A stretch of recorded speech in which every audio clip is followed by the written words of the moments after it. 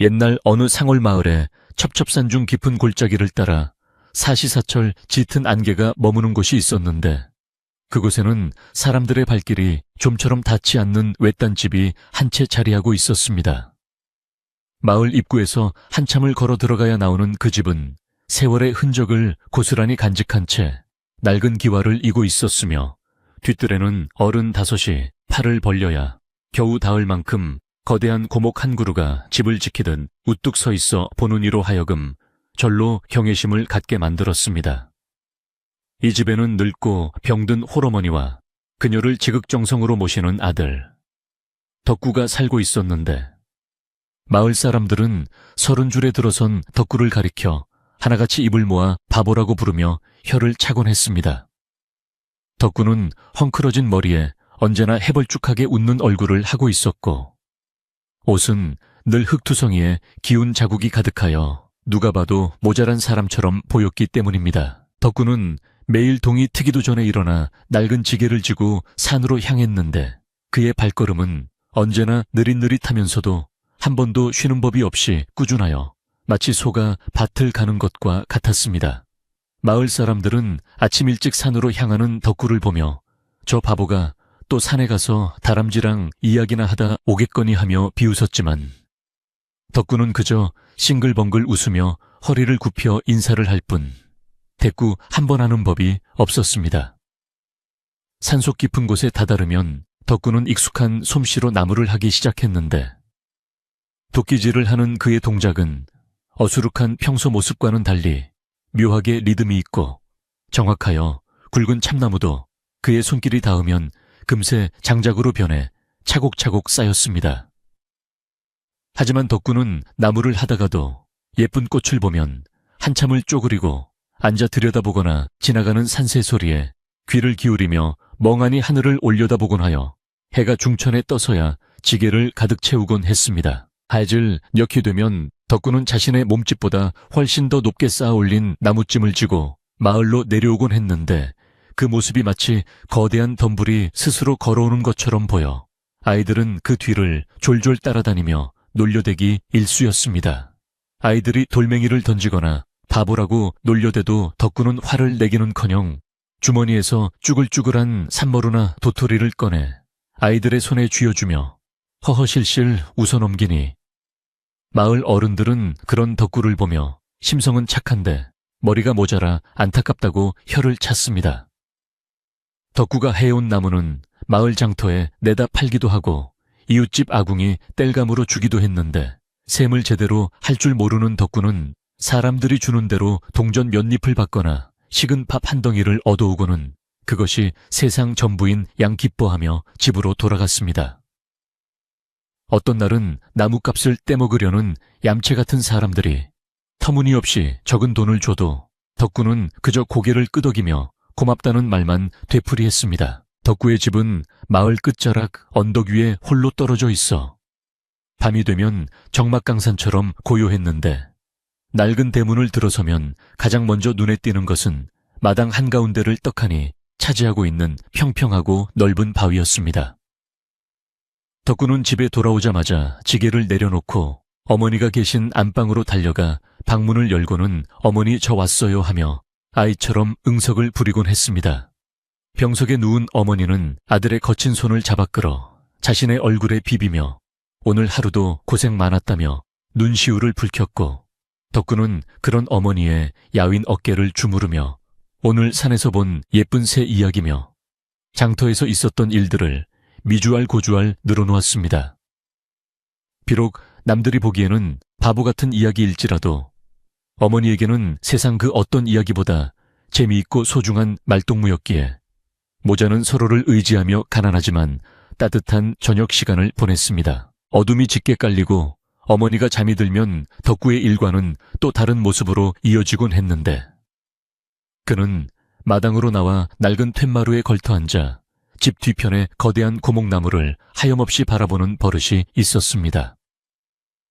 낮 동안의 해실거리는 웃음기는 온데간데 없이 사라지고 덕구의 눈빛은 밤하늘의 별처럼 깊고 차분하게 가라앉아 마치 나무와 무언가 대화를 나누는 듯한 기이한 분위기를 풍겼습니다. 고목나무 가지가 바람에 흔들리며 스산한 소리를 내면 덕구는 자리에서 일어나 나무 둥치를 쓰다듬으며 나지막한 목소리로 무언가를 중얼거렸는데 그 소리는 너무나 작아서 바로 옆에 있어도 무슨 말인지 알아들을 수 없을 정도였습니다. 마을 사람들은 밤늦도록 꺼지지 않는 덕군의 호롱불을 보며 바보가 잠도 없이 밤새 밥이나 축내고 있을 것이라 여겼지만 사실 덕군은 밤마다 집 구석구석을 살피며 무너진 담장을 고치거나 삐걱거리는 기둥을 손보느라 쉴 틈이 없었습니다. 덕구가 사는 이 기와집은 겉보기에는 허름해 보여도 자세히 뜯어보면 예사로운 집이 아니었는데 기둥 하나하나가 굵직한 잣나무로 되어 있었고 지붕을 받치는 석가래의 모양새가 반듯하여 옛날에는 꽤나 벼슬을 했던 양반이 살았음직한 기품이 서려 있었습니다. 덕구는 틈만 나면 마른 걸레를 가져와 대청 마루를 윤이 나도록 닦았는데 칠이 벗겨지고 온기가 박힌 낡은 마루였지만 덕구의 정성 덕분에 은은한 광택이 흘러 마치 거울처럼 반질반질했습니다. 그는 마루를 닦을 때마다 무릎을 꿇고 경건한 자세로 임했으며 땀방울이 이마에 맺혀도 아랑곳하지 않고 나무 결을 따라 정성스럽게 문지르고 또 문질러 냈습니다.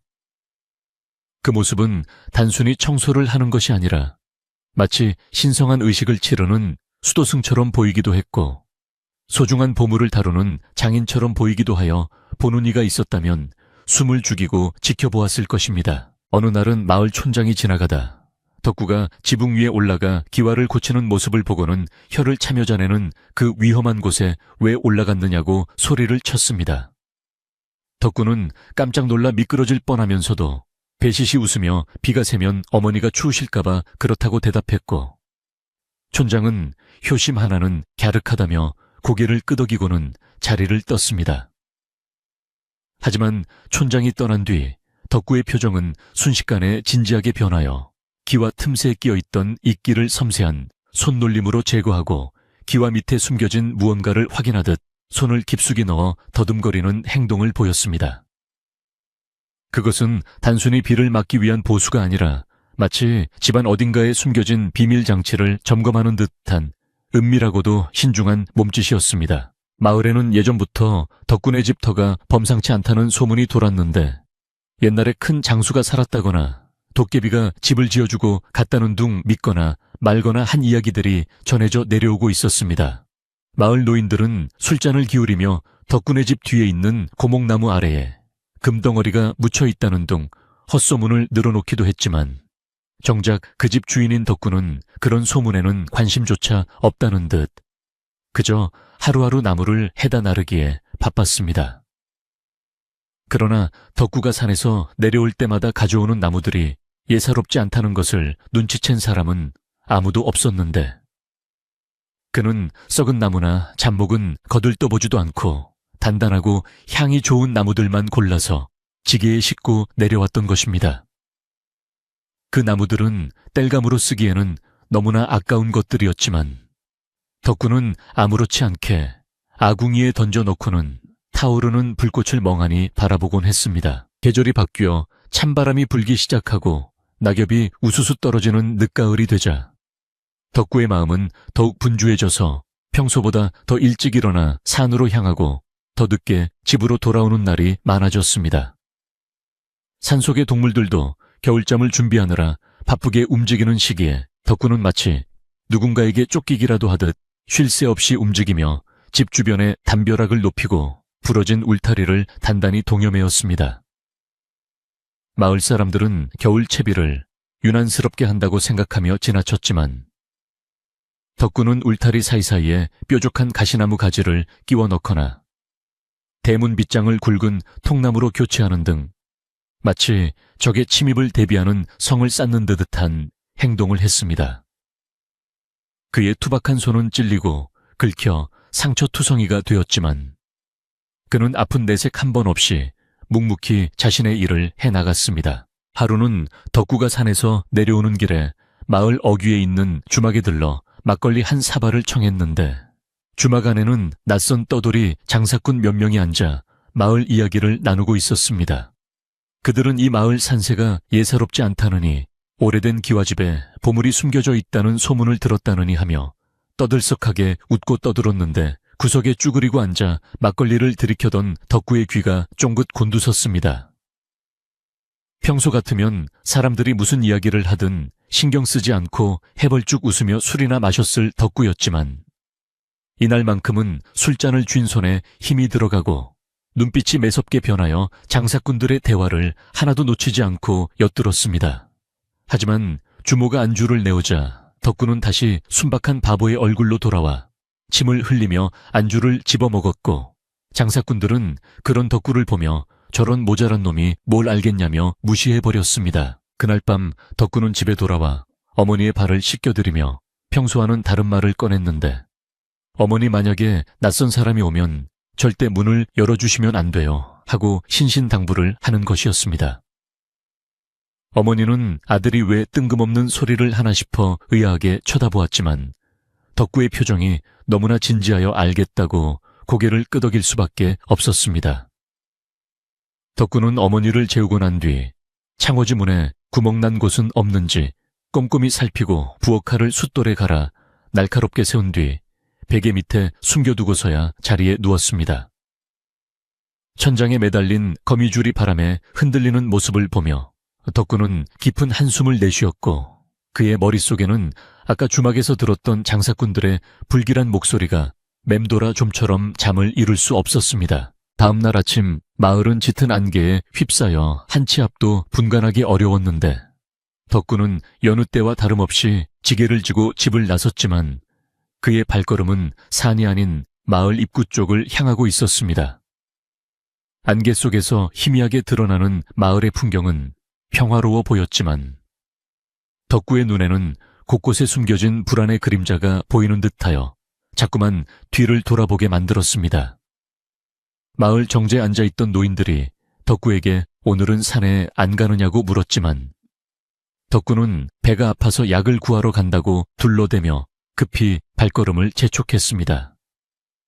사실 덕구는 어젯밤 꿈자리가 뒤숭숭하여 마을의 동태를 살피러 나온 것이었는데 그의 예감대로 마을 입구에는 낯선 옷차림의 사내가 서성거리고 있었습니다. 그 사내는 깔끔한 양복을 입고 번지르르한 구두를 신고 있었는데 시골 마을과는 전혀 어울리지 않는 세련된 모습이었지만 눈매가 날카롭고 입가에 비열한 웃음을 머금고 있어 보는 사람으로 하여금 거부감을 느끼게 했습니다. 그는 지나가는 마을 사람들을 붙잡고 무언가를 묻고 있었는데 덕구가 가까이 다가가 슬쩍 엿들어 보니 다름 아닌 덕군의 집에 대해 캐묻고 있는 것이었습니다. 그 집주인이 정말 바보냐? 그 집 뒤에 있는 나무가 얼마나 오래된 것이냐? 집 문서는 누가 가지고 있냐는 등 꼬치꼬치 캐묻는 사내의 질문에 순박한 마을 사람들은 아는 대로 술술 대답해주고 있었습니다. 덕구는 덤불 뒤에 숨어 그 모습을 지켜보며 주먹을 불끈 쥐었는데 가슴 속에서 뜨거운 무언가가 치밀어 올랐지만 꾹 참고 상황을 지켜보기로 했습니다. 사내는 마을 사람들의 이야기를 수첩에 적으며 만족스러운 듯 고개를 끄덕이더니 마을 안쪽으로 성큼성큼 걸어 들어오기 시작했습니다. 덕구는 사내의 눈에 띄지 않게 골목길을 돌아 집으로 향하는 지름길로 내달렸는데 숨이 턱까지 차올랐지만 어머니가 걱정되어 잠시도 쉴 수가 없었습니다. 집에 도착한 덕구는 대문을 걸어 잠그고 마당을 서성거리며 사내가 오기만을 기다렸는데 그의 심장은 쿵쾅거리고 손바닥에는 식은땀이 흥건하게 배어 나왔습니다. 잠시 후 대문 밖에서 누군가 헛기침을 하며 이리 오너라 하고 소리치는 소리가 들려왔고 덕구는 심호흡을 한번 크게 한 뒤 다시 바보 같은 표정을 지으며 대문 쪽으로 다가갔습니다. 대문을 열자 아까 마을 입구에서 보았던 그 사내가 서 있었는데 가까이서 보니 기름진 얼굴에 뱀 같은 눈초리를 하고 있어 소름이 끼칠 정도였습니다. 사내는 덕구를 위아래로 훑어보더니 비릿한 미소를 지으며 자네가 이 집 주인이냐고 물었고 덕구는 콧물을 훌쩍이며 헤헤 그렇습니다요 하고 대답했습니다. 사내는 자신이 덕구의 먼 친척되는 사람이라며 서울에서 사업을 크게 하는데 고향 생각이 나서 잠시 쉬러 왔다고 능청스럽게 거짓말을 늘어놓았습니다.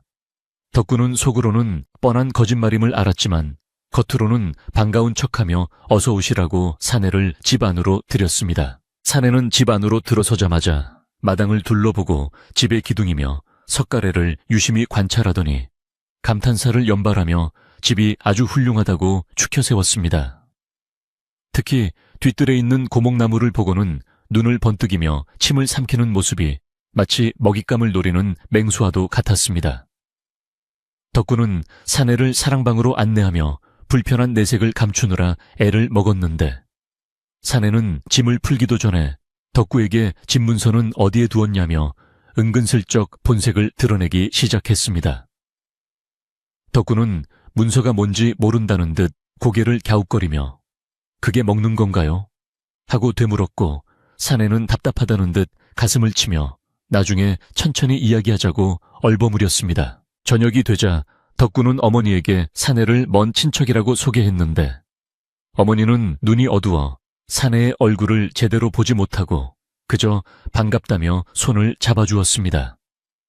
사내는 가져온 선물이라며 싸구려 과자 몇 봉지를 내밀고는 안방을 차지하고 앉아 주인 행세를 하기 시작했는데 그 뻔뻔함이 하늘을 찌를 듯했습니다.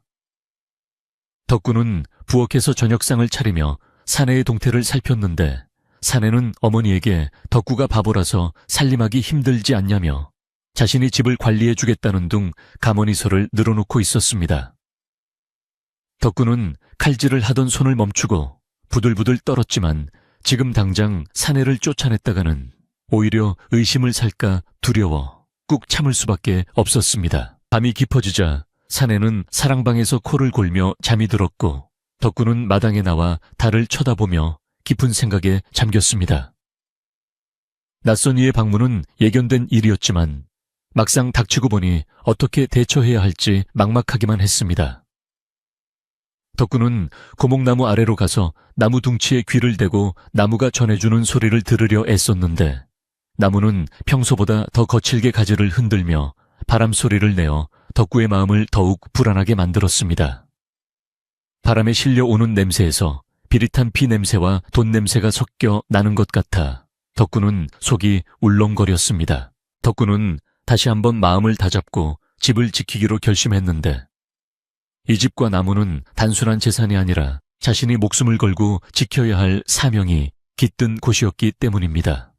그는 창고에서 녹슨 쇠스랑을 꺼내 손질하며 만약의 사태에 대비했고 사내가 잠든 사랑방 문 앞에 콩기름을 발라 문이 열릴 때 소리가 나도록 조치해 두었습니다.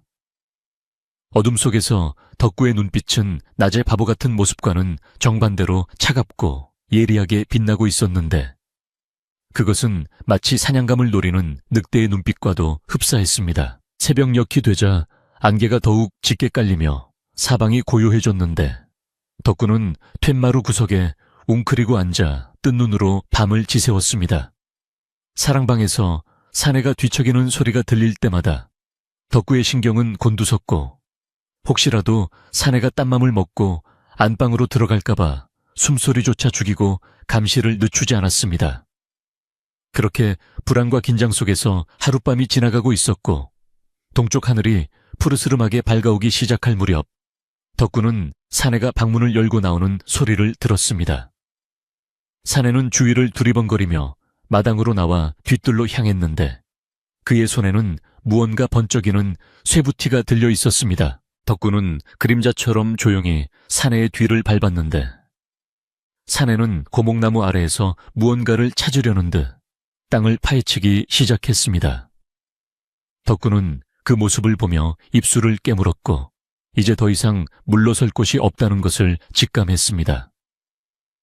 사내의 탐욕스러운 행동은 이제 막 시작되었을 뿐이고 앞으로 닥쳐올 시련은 더욱 거세질 것임을 알리는 서막에 불과했습니다.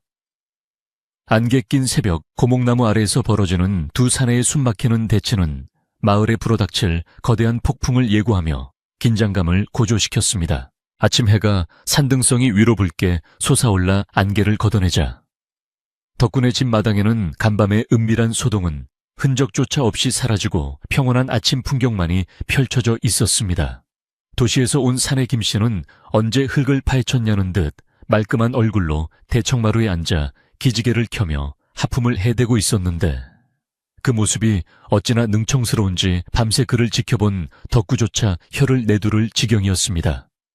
김씨는 부엌에서 아침을 짓는 덕구를 향해 배가 고프니 밥상을 빨리 내오라며 큰 소리를 쳤고 덕구는 예의 그 해벌쭉한 웃음을 지으며 내내 금방 됩니다요 하고 굽신거렸습니다. 덕구의 어머니는 먼 친척이라는 사람이 와서 집안이 북적거리니 그저 좋은지 아픈 몸을 이끌고 나와 김씨의 말동무가 되어주려 애썼지만 김씨는 노인의 말에는 건성으로 대답하며 눈동자를 굴려 집안 곳곳을 살피기에 여념이 없었습니다. 아침밥을 먹는 둥 마는 둥 해치운 김씨는 짐 보따리를 풀어 번쩍거리는 물건들을 꺼내놓기 시작했는데 색색의 사탕이며 비단 스카프 송어울 같은 것들이 마루 위에 어지럽게 널렸습니다. 김씨는 이것들이 서울에서 아주 귀한 물건이라며 생색을 내고는 덕구 어머니에게 스카프를 둘러주며 환심을 사려 했는데 순박한 노인은 평생 처음 보는 고운 색깔에 감동하여 눈물을 글썽이며 고맙다는 말을 연발했습니다. 덕구는 마당 한 구석에서 장작을 패며 그 광경을 지켜보고 있었는데 어머니가 기뻐하는 모습에 마음이 놓이면서도 김씨의 꿍꿍이 속이 훤히 들여다보여 도끼자루를 쥔 손에 저절로 힘이 들어갔습니다. 김씨는 덕구에게도 알록달록한 눈깔사탕 하나를 던져주며 옛다 먹어라 하고 마치 개에게 먹이를 주듯 했는데 덕구는 냉큼 받아 입에 넣고는 달다달아 하며 춤을 추는 신용을 하여 김씨를 안심시켰습니다. 해가 중천에 뜨자 김씨는 멋지게 차려입고 마을 구경을 나가겠다며 집을 나섰는데 그의 발걸음은 위풍당당하여 마치 이 마을의 주인이라도 된 듯. 기세였습니다. 덕구는 김씨가 사라지자마자 대문을 걸어 잠그고 어머니를 안방에 모신 뒤 김씨가 머물던 사랑방으로 들어가 샅샅이 뒤져보았으나 노문 교활하게도 중요한 물건은 모두 몸에 지니고 나간 모양이었습니다. 덕구는 툇마루에 앉아 김씨가 마을에서 무슨 짓을 벌일지 곰곰이 생각에 잠겼는데 불길한 예감이 등줄기를 타고 올라와 가만히 앉아 있을 수가 없었습니다. 그는 다시 지게를 지고 산으로 가는 척하며 마을로 내려갔는데 사람들이 많이 모이는 빨래터와 정자 주변을 맴돌며 김씨의 행적을 쫓기로 했습니다. 마을 정자나무 아래에는 벌써 사람들이 웅성웅성 모여 있었는데 그 중심에는 김씨가 앉아 화려한 입담을 과시하며 좌중을 휘어잡고 있었습니다.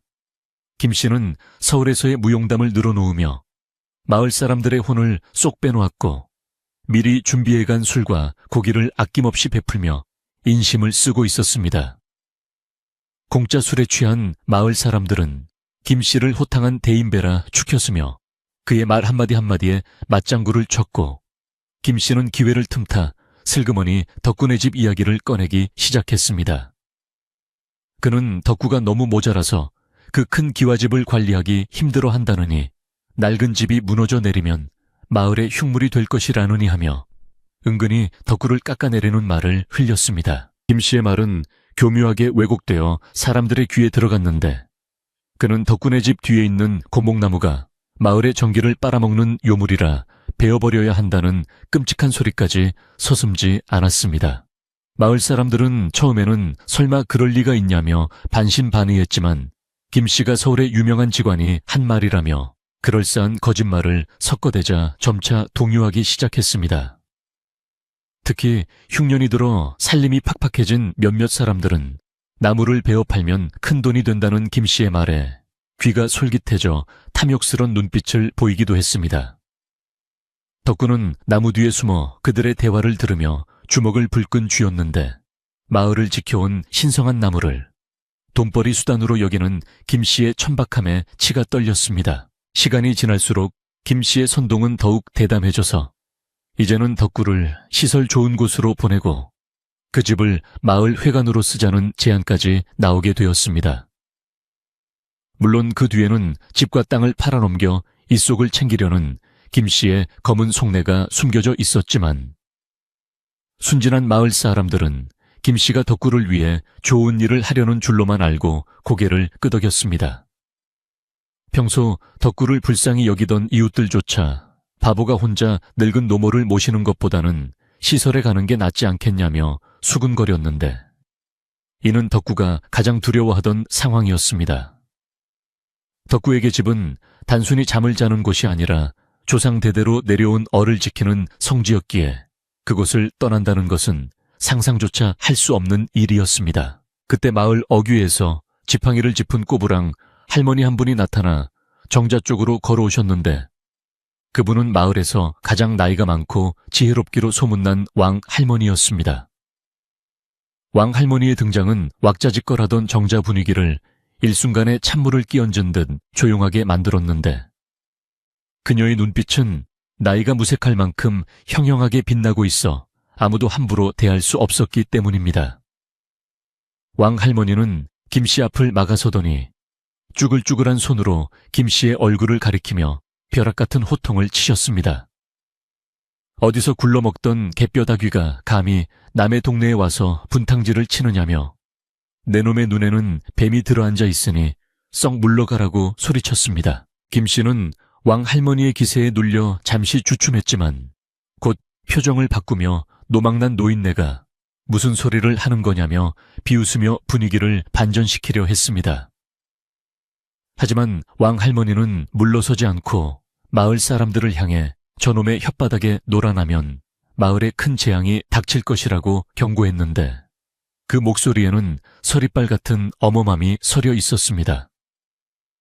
마을 사람들은 왕 할머니의 경고에 찜찜한 표정을 지으며 하나둘 자리를 피하기 시작했고 흥이 깨진 김 씨는 왕 할머니를 노려보며 바닥에 침을 퇴 뱉고는 씩씩거리며 돌아섰습니다. 덕구는 멀리서 그 광경을 지켜보며 왕 할머니에게 마음속으로 깊은 감사를 드렸지만 동시에 김 씨가 이대로 물러서지 않을 것임을 직감했습니다. 질녘 덕구는 아무 일도 없었다는 듯 나무찜을 지고 집으로 돌아오다 우물가에서 물을 깃던 왕 할머니와 마주쳤습니다. 왕 할머니는 덕구를 보자마자 손짓으로 가까이 오라고 부르시더니 주위 살피며 낮은 목소리로 말씀하셨습니다. 덕구야, 네가 바보 흉내를 내며 무엇을 지키려는지 나는 어렴풋이 짐작하고 있다. 하지만 이번 놈은 보통 내기가 아니니 단단히 각오해야 할 게다. 덕구는 깜짝 놀라 할머니를 쳐다보았지만 할머니는 빙그레 웃으시며 덕구의 손에 따뜻한 찐 감자 두 알을 쥐어주시고는 아무 말 없이 돌아가셨습니다. 덕구는 할머니의 뒷모습을 보며 가슴이 뭉클해졌고 자신을 믿고 지켜봐주는 사람이 있다는 사실에 큰 용기를 얻었습니다. 집으로 돌아온 덕구는 마당에 들어서자마자 묘한 위화감을 느꼈는데 평소 같으면 반갑게 맞아주셨을 어머니의 인기척이 느껴지지 않았기 때문입니다. 놀란 가슴을 쓸어안고 방문을 열어보니 어머니는 곤히 잠들어 계셨고 그 곁에는 김 씨가 앉아 섬뜩한 미소를 지으며 과일을 깎고 있었습니다. 김 씨는 덕구를 보자마자 왔느냐며 인사를 건넸지만 그 손에 들린 과도는 유난히 날카롭게 빛나고 있어 덕구의 등골을 오싹하게 만들었습니다. 김 씨는 어머니가 피곤해하셔서 수면제가 든 약을 좀 드렸다며 태연하게 말했는데 덕구는 그 말에 이성의 끈이 끊어질 뻔했지만 어머니가 인질로 잡혀있는 상황이라 꾹 참을 수밖에 없었습니다. 그날 저녁 밥상은 숨막히는 침묵 속에서 차려졌는데 김 씨는 밥을 먹으며 덕구에게 노골적으로 본색을 드러내기 시작했습니다. 그는 마을 사람들이 다 찬성했으니 조만간 집을 비워줘야 할 것이라며 자신이 좋은 요양병원을 알아봐 줄 테니 어머니를 모시고 그곳으로 가라고 통보하듯 말했습니다. 덕구는 밥숟가락을 쥔 손을 부들부들 떨며 실어요. 여기가 우리 집이에요 하고 더듬거리는 말투로 저항했지만 김 씨는 콧방귀를 뀌며 바보 주제에 고집 피우지 말고 시키는 대로 하라며 윽박질렀습니다. 김씨는 밥상을 엎을듯이 위협하며 덕구의 길을 꺾으려 했지만 덕구는 고개를 푹 숙인 채 눈물만 뚝뚝 흘리는 연기를 하며 속으로는 냉정하게 다음 수를 생각했습니다. 밤이 깊어지자 김씨는 또다시 마당으로 나가 서성거리기 시작했는데 이번에는 혼자가 아니라 낮에 마을에서 포섭한 건달 2명을 집으로 불러들였습니다. 건달들은 덩치가 크고 험상궂게 생겨보기만 해도 위압감이 느껴졌는데 김씨는 그들에게 돈봉투를 쥐어주며 오늘 밤 안으로 집 문서를 찾아내라고 지시했습니다. 덕구는 다락방 틈새로 그들의 작당을 엿보며 입술을 깨물었는데 이제는 말로 해결할 수 있는 단계를 넘어섰음을 깨달았습니다. 건달들은 흙발로 마루에 올라와 가구들을 뒤집어 엎고 장판을 뜯어내며 집안을 쑥대밭으로 만들기 시작했고 그 소란에 잠든 어머니가 깰까봐 덕구는 노심초사했습니다. 덕구는 더 이상 숨어있을 수만은 없다고 판단하고 바보의 가면을 쓴 채 마당으로 뛰어내려가 그들에게 매달리며 애원했습니다. 아저씨들 왜 이러세요? 우리 집 부수지 마세요 하며 건달의 바짓가랑이를 잡고 늘어졌는데 건달 중 하나가 덕구를 발로 걷어차며 저리 꺼지라고 욕설을 퍼부었습니다. 덕구는 마당 구석으로 나뒹굴면서도 아픔을 느끼지 못했는데 그의 시선은 오로지 안방문을 향해 고정되어 있었고 귀는 놈들의 대화 내용에 집중되어 있었습니다. 건달들은 집안을 아무리 뒤져도 문서가 나오지 않자 짜증을 내며 김씨에게 따졌고 김씨는 분명히 어딘가에 숨겨뒀을 것이라며 뒤뜰에 있는 나무 밑을 파보라고 소리쳤습니다. 뒤뜰로 몰려간 그들은 삽과 곡괭이를 들고 고목나무 주변을 무자비하게 파헤치기 시작했는데 나무 뿌리가 찍히고 껍질이 벗겨지는 소리가 마치 비명처럼 들려 덕구의 심장을 후벼 팠습니다. 고목나무는 수백 년 동안 이 마을을 지켜온 수호신과도 같은 존재였는데 탐욕에 눈먼 인간들에 의해 상처 입는 모습을 보자 덕구의 내면 깊은 곳에서 억눌러 왔던 분노가 용암처럼 끓어올랐습니다. 하지만 아직은 때가 아니었기에 덕구는 주먹을 쥐어 피가 나도록 손바닥을 찌르며 인내했고 대신 어둠 속에서 돌멩이를 주워 놈들의 등 뒤로 던지며 방해 공작을 펼쳤습니다. 어디선가 날아온 돌에 맞은 건달들은 귀신이 곡할 노릇이라며 주위를 두리번거렸지만 칠흑 같은 어둠 속에서 덕구의 기척을 찾을 수는 없었습니다. 바람이 거세게 불기 시작하자 고목나무 가지들이 운궁거리며 기괴한 소리를 내기 시작했고 안개가 몰려와 뒤뜰을 휘감으며 시야를 가렸습니다. 건달들은 으스스한 분위기에 겁을 먹고 작업을 멈칫거렸는데 김씨는 돈이 눈앞에 있는데 뭘 망설이냐며 그들을 다그쳤습니다. 그때 안개 속에서 파란 불빛 2개가 번뜩이며 나타났다가 사라지는 환영이 보였고 건달들은 비명을 지르며 엉덩방아를 찧었습니다. 그것은 덕구가 숲속에서 잡아온 반딧불이들을 풀어놓은 것이었지만 공포심에 사로잡힌 그들에게는 마치 도깨비불처럼 보였던 것입니다. 김씨조차 창백해진 얼굴로 뒷걸음질을 쳤지만 욕심을 버리지 못하고 다시 삽을 들고 나무 뿌리를 내려치려 했습니다. 바로 그 순간 덕구는 헛간에 숨겨두었던 징을 꺼내들고 지붕 위로 소리 없이 올라갔습니다. 그는 밤하늘을 향해 징을 한번 크게 울렸는데 징소리는 깊은 밤 산골짜기를 울리며 천둥소리처럼 웅장하게 퍼져나갔습니다. 갑작스러운 굉음에 놀란 김씨와 건달들은 혼비백산하여 삽을 내던지고 바닥에 납작 엎드렸고 덕구는 지붕 위 그림자 속에 숨어 그들의 꼴을 내려다보며 차가운 미소를 지었습니다. 마을 사람들은 한밤중에 들리는 징소리에 잠에서 깨어 무슨 변고가 생긴 건 아닌지 수군거리기 시작했고 덕구의 계획대로 마을 사람들의 이목이 집중되기 시작했습니다. 김씨는 이것이 덕구의 짓일 거라고는 상상도 못한 채 산신령이 노한 것이라 여기며 벌벌 떨면서도 한편으로는 이 기회를 이용해 마을 사람들에게 덕구네 집에 귀신이 산다는 소문을 퍼뜨릴 궁리를 했습니다. 그는 건달들에게 오늘은 철수하자고 속삭이며 도망치듯 집을 빠져나갔고 덕군의 집은 다시 고요 속에 잠겼습니다. 덕군은 지붕에서 내려와 엉망이 된 뒷뜰을 바라보며 가슴이 찢어지는 듯한 아픔을 느꼈습니다. 파헤쳐진 흙을 다시 덮고 상처난 나무 뿌리를 어루만지며 덕군은 눈물을 흘렸는데 나무가 마치 괜찮다고 위로하듯 가지를 흔들어 덕구의 어깨를 툭툭 쳐주었습니다. 다음날 아침 마을에는 밤새 덕군의 집에서 귀신 소동이 있었다는 소문이 파다하게 퍼졌습니다. 김 씨는 마을 사람들에게 자신이 직접 귀신을 목격했다며 침을 튀기며 거짓말을 늘어놓았고 겁에 질린 마을 사람들은 덕군의 근처에는 얼씬도 하지 않으려 했습니다. 덕군은 마을 우물가에 나갔다가 사람들이 자신을 피하며 수군거리는 것을 느끼고 고립감을 느꼈지만 오히려 잘된 일이라 생각하며 더욱 바보 같은 행동을 과장되게 했습니다. 그는 허공을 향해 손을 흔들며 혼잣말을 중얼거리고 길바닥에 주저앉아 흙장난을 하며 미친 사람처럼 굴었는데 이는 김 씨를 방심하게 만들기 위한 최후의 위장술이었습니다. 김 씨는 이제 덕구가 완전히 미쳤다고 확신하고 마을 회의를 소집하여 덕구를 강제로 쫓아낼 계획을 세웠습니다. 그는 촌장을 찾아가 뇌물을 건네며 회의를 열도록 종용했고 촌장은 김 씨의 돈과 언변에 넘어가 오늘 저녁 마을 회관에서 긴급 회의를 열기로 결정했습니다.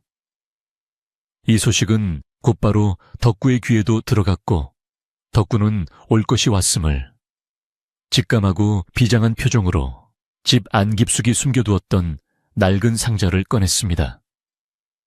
상자 안에는 먼지 쌓인 책 한 권과 낡은 붓, 그리고 녹슨 칼 한 자루가 들어있었는데 그것은 덕구의 진짜 정체를 증명해줄 유일한 물건들이었습니다. 덕구는 어머니의 손을 꼭 잡고 말했습니다. 어머니 이제 더 이상 숨을 필요가 없어요. 어서 제가 다 해결할 테니 걱정 말고 푹 주무세요. 어머니는 아들의 또렷하고 힘있는 목소리에 놀란 눈으로 덕구를 바라보았고 덕구의 눈빛이 예전의 흐리멍덩한 눈빛이 아닌 총명하고 강인한 장부의 눈빛으로 돌아와 있음을 확인하고는 고개를 끄덕이며 눈물을 흘렸습니다. 덕구는 어머니를 안심시킨 뒤 상자에서 꺼낸 물건들을 품속에 감추고 마을 회관으로 향할 준비를 했습니다.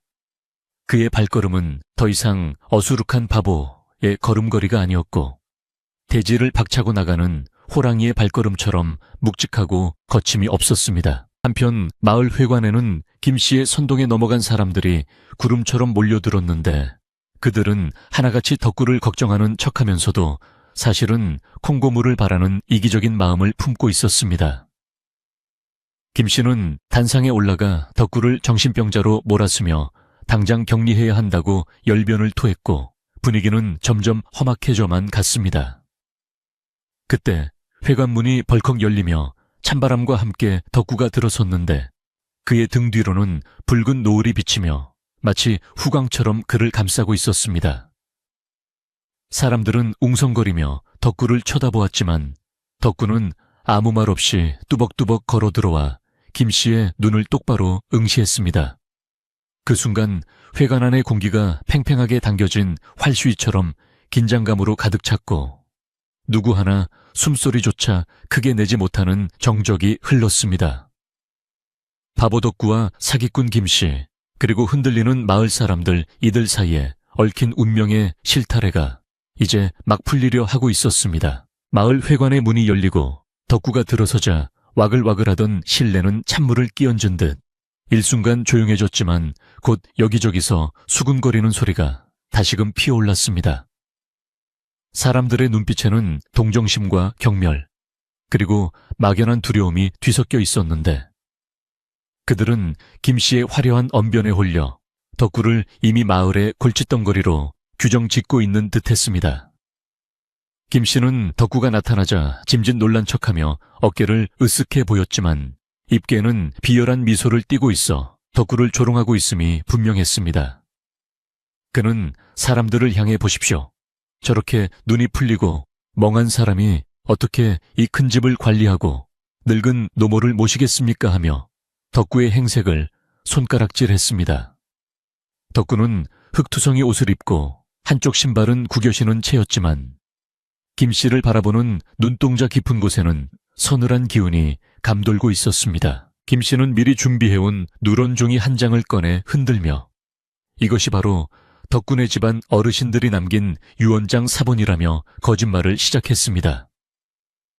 종이에는 알 수 없는 한자들이 빼곡하게 적혀 있었고 붉은 도장이 찍혀 있었는데 그를 모르는 대부분의 마을 사람들은 그저 그런가 보다 하며 고개를 끄덕였습니다.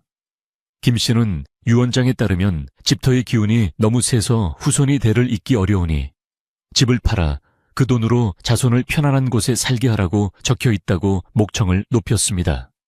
촌장은 돋보기 안경을 쓰고 종이를 들여다보며 으흠 도장이 찍혀 있는 걸 보니 틀림없구먼 하며 김씨에 거들었습니다. 덕구는 멀리서 그 종이를 곁눈질로 훑어보았는데 그 도장은 문방구에서 파는 싸구려 막도장임을 단번에 알아채고 속으로 코웃음을 쳤습니다. 덕구는 아무 말 없이 구석자리에 쭈그리고 앉아 주머니에서 삶은 고구마를 꺼내 우적우적 씹어먹기 시작했는데 심각한 회의 분위기와는 전혀 어울리지 않는 엉뚱한 행동이었습니다. 마을 사람들은 혀를 차며 저런 모자란 놈에게 무슨 말을 하겠느냐며 고개를 돌렸고 김씨는 승기를 잡았다는 듯 더욱 신이 나서 떠들어댔습니다. 그는 덕구를 요양원으로 보내는 비용은 자신이 전적으로 부담할 것이며 집을 판 돈의 일부는 마을 발전 기금으로 내놓겠다고 선심 쓰듯 말했습니다. 공짜 돈이 생긴다는 말에 몇몇 사람들의 눈이 탐욕으로 번들거렸고 그들은 김씨야말로 진정한 자선가라며 박수를 치기까지 했습니다. 분위기는 완전히 김씨 쪽으로 기울었고 덕구는 쫓겨나는 것이 기정사실화되는 듯했습니다. 그러나 덕구는 고구마를 먹으면서도 귀를 쫑긋 세워 김씨와 그 패거리들이 주고받는 은밀한 눈빛 교환을 하나도 놓치지 않았습니다. 회관 구석에는 어젯밤 덕군의 집을 습격했던 건달들이 마을 청년인 척 위장하고 앉아 있었는데 그들은 험악한 인상을 숨기지 못하고 연신주의를 두리번거리고 있었습니다. 덕군은 그들이 허리춤에 숨긴 몽둥이와 쇠파이프의 불룩한 윤곽을 알아보았고 만약 회의가 그들의 뜻대로 되지 않으면 폭력을 써서라도 일을 처리하려는 심사님을 간파했습니다. 상황은 생각보다 더 위험하게 돌아가고 있었지만 덕구는 당황하지 않고 천천히 고구마 껍질을 벗기며 때를 기다렸습니다. 회의가 무르익어갈 무렵 김씨는 결정적인 쐐기를 받기 위해 마을 사람들에게 덕구의 집 창고에 훔친 물건들이 쌓여 있다는 충격적인 거짓말을 내뱉었습니다. 그는 덕구가 밤마다 남의 집 담을 넘어 물건을 훔쳐 모으는 도벽이 있다며 그대로 두면 마을 전체가 도둑굴이 될 것이라고 겁을 주었습니다. 사람들은 설마 하는 표정을 지으면서도 김씨의 말이 너무나 구체적이어서 의심의 눈초리로 덕구를 쳐다보았습니다.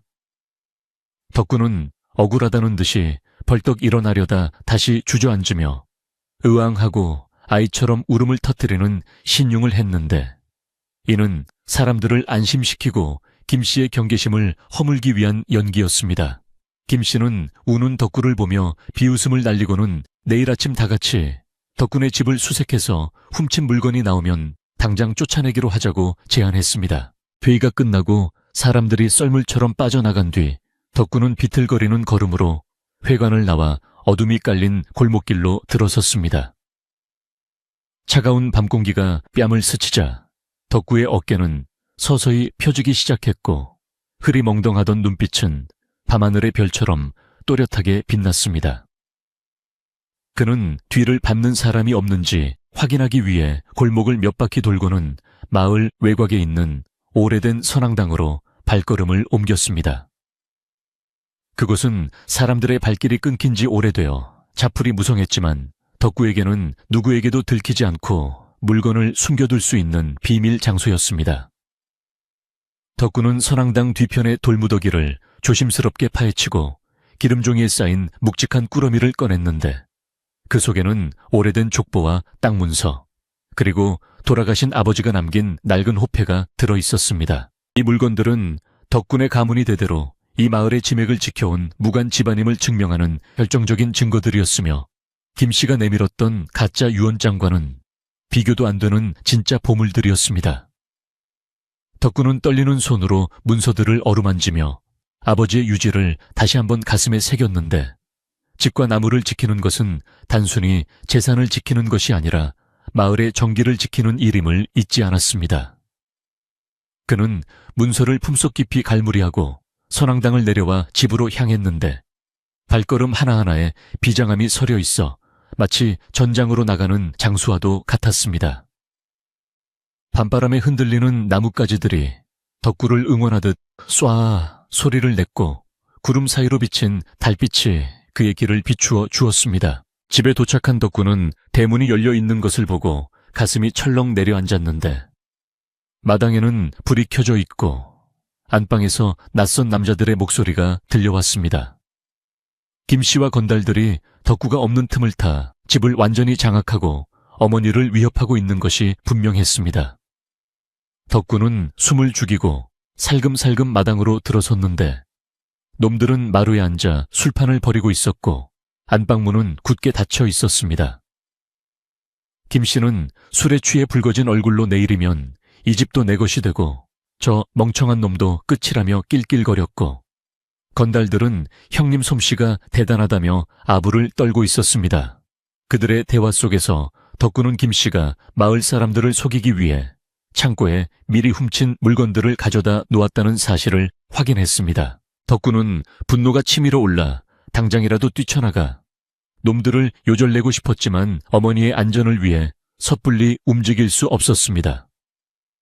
대신 그는 뒤뜰로 돌아가 부엌 쪽으로 난 작은 창문을 통해 안방의 동태를 살폈는데 다행히 어머니는 이불을 덮어쓰고 주무시는 듯 보였지만 미세하게 떨리는 어깨가 깨어있음을 말해주고 있었습니다. 덕구는 창문 틈으로 어머니 안심하세요. 저 왔어요 하는 작은 신호를 보냈고 어머니는 기척을 느꼈는지 떨림을 멈추고 안도의 한숨을 내쉬는 듯 했습니다. 덕구는 부엌으로 들어가 아궁이 재 속에 숨겨두었던 숯검댕을 얼굴에 바르고 머리를 더욱 헝클어뜨려 밤귀신처럼 기괴한 모습으로 변장했습니다. 그는 놈들의 술자리를 엉망으로 만들고 혼을 빼놓기 위해 작전을 짰는데 헛간에 있는 지게 작대기와 헌 가마니를 이용해 허수아비를 만들었습니다. 덕구는 허수아비를 고목나무 가지에 매달아 바람에 흔들리게 하고는 숨어서 짐승 울음소리를 흉내내기 시작했습니다. 으흐 꺼이꺼이 하는 소리가 밤 공기를 타고 으스스하게 퍼지자 술을 마시던 건달들의 동작이 뚝 멈추고 서로의 얼굴을 쳐다보며 공포에 질린 표정을 지었습니다. 김씨는 바람소리라며 큰소리쳤지만 흔들리는 허수아비 그림자를 보고는 기겁을 하며 술잔을 떨어뜨렸습니다. 건달 중 하나가 용기를 내어 뒤뜰로 가보겠다며 몽둥이를 들고 일어났지만 다리가 후들거려 제대로 걷지도 못했습니다. 그가 뒤뜰에 들어서자마자 덕구는 미리 준비해둔 콩을 바닥에 뿌려 놈이 미끄러지게 만들었고 그 틈을 타놈의 귀에 대고 당장 꺼지라고 낳고 굵은 목소리로 속삭였습니다. 건달은 보이지 않는 귀신이 말을 걸었다고 생각하고 비명을 지르며 마당으로 도망쳐 나왔고 귀신이다 귀신이 나왔다 하며 거품을 물고 쓰러질 듯이 굴었습니다.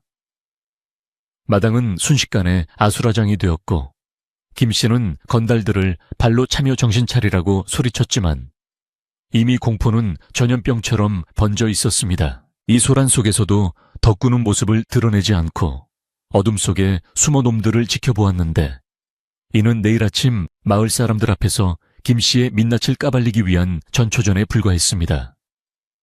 덕구는 놈들이 허둥지둥하는 사이에 창고로 몰래 들어가 김씨가 심어놓은 작물들을 찾아냈는데 그것들은 이웃집에서 없어진 녹그릇이며 농기구들이었습니다. 덕구는 그것들을 다시 김씨의 짐 보따리 속에 몰래 집어넣거나 마루 및 김씨의 신발 옆에 숨겨두어 내일 아침 놈이 파놓은 함정에 스스로 빠지게 만들 준비를 마쳤습니다.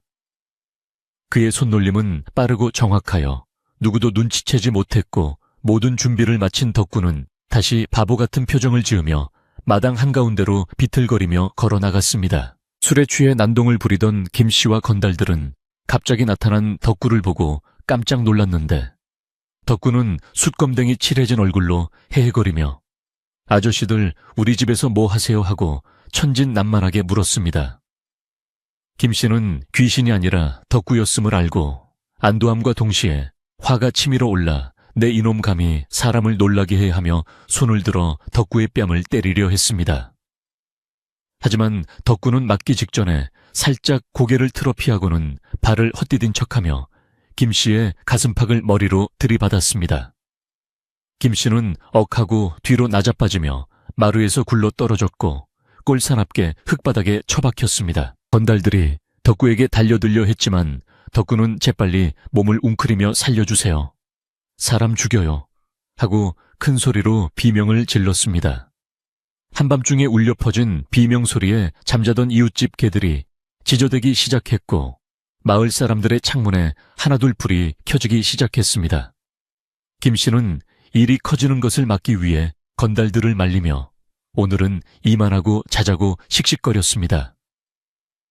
그는 덕구를 노려보며 내일 날이 밝으면 넌 끝장이라고 으름장을 놓았지만 흙투성이가 된 자신의 꼴이 더 우스꽝스럽다는 것을 깨닫지 못했습니다. 덕구는 겁에 질린 척하며 방으로 도망쳐 들어갔지만 문을 닫자마자 그의 얼굴에서는 두려움이 사라지고 차가운 결의만이 남았습니다. 방으로 들어온 덕구는 자는 척하고 계신 어머니의 손을 꼭 잡고 이제 모든 준비가 끝났으니 내일 아침이면 다 해결될 것이라고 속삭였습니다.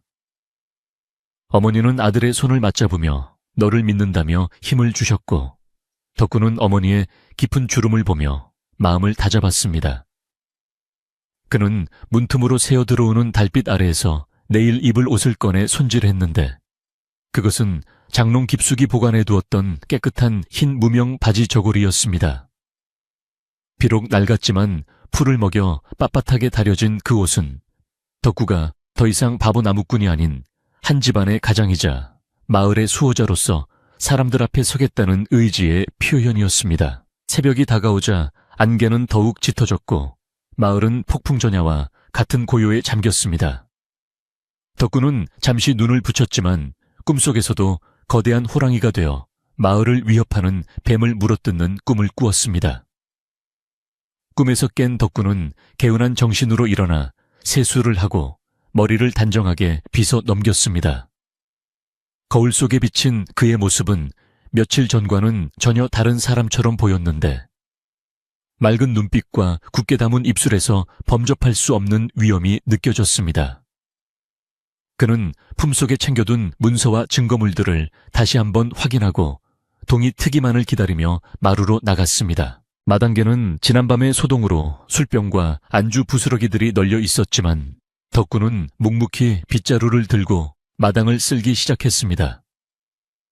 쓱싹쓱싹 빚을 소리는 규칙적이고 힘이 있어 듣는 사람의 마음을 차분하게 만들었지만 동시에 잠자고 있던 김씨와 건달들에게는 심리적인 압박감을 주는 소리이기도 했습니다. 김씨는 잠결에 빚을 소리를 듣고 짜증을 내며 깼지만 창밖으로 보이는 덕구의 뒷모습에서 묘한 살기를 느끼고는 흠칫 놀랐습니다. 그는 헛것을 본 것이라 애써 부정하며 다시 이불을 뒤집었었지만 불안감에 다시 잠들 수는 없었습니다. 날이 완전히 밝자 마을 사람들이 하나둘 덕분에 집 앞으로 몰려들기 시작했습니다. 어젯밤 김씨가 예고한 대로 덕구의 집을 수색하고 그를 쫓아내기 위해 촌장과 청년들이 앞장서서 대문을 두드렸습니다. 김씨는 의기양양하게 방문을 열고 나와 사람들을 맞이했고 건달들은 덕구를 끌어내기 위해 안방으로 향했습니다. 김씨는 사람들에게 이제 곧 이 집에서 훔친 물건들이 쏟아져 나올 테니 두 눈 크게 뜨고 지켜보라고 큰 소리 쳤습니다. 사람들은 긴장된 표정으로 마른 침을 삼키며 상황을 주시했고 왕할머니도 걱정스러운 얼굴로 지팡이를 짚고 서 계셨습니다. 그때 안방문이 천천히 열리며 덕구가 걸어 나왔는데 그의 모습에 모여있던 사람들은 모두 숨을 멈추고 멍하니 바라볼 수밖에 없었습니다. 늘 입던 더러운 옷 대신 깨끗한 흰옷을 차려입고 허리를 꼿꼿하게 세운 덕구는 더 이상 그들이 알던 바보가 아니었습니다. 그의 등 뒤로는 아침 햇살이 비치며 눈부신 광채를 만들어냈고 그의 눈빛은 좌중을 압도하는 카리스마로 빛나고 있었습니다. 김씨는 당황하여 뒷걸음질을 쳤고 건달들도 덕구의 기세에 눌려 다가가지 못하고 주춤거렸습니다. 덕구는 마루 끝에 서서 마당에 모인 사람들을 천천히 둘러보았는데 그 시선이 머무는 곳마다 사람들은 저절로 고개를 숙이거나 시선을 피했습니다.